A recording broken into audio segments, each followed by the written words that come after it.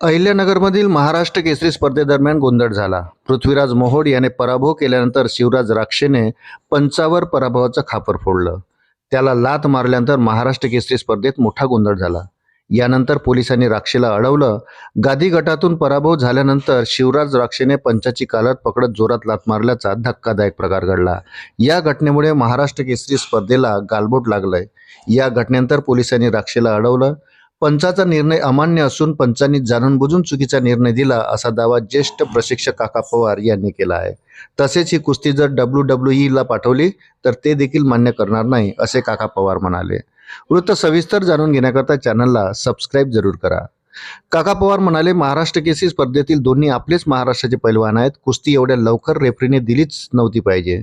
तुम्ही जाणून बुजून अन्याय केला आहे. ही कुस्ती WWE ला पाठवली तरी कोणी एवढ्या लवकर कुस्तीचा निर्णय देणार नाही. पण या रेफरीने कशी काय दिली कुस्ती काय माहीत. दोन्ही पैलवान महाराष्ट्राचे आहे. काका पैलवानाचे पैलवान म्हणून अन्याय करत असतील तर त्याला काही अर्थ नाही.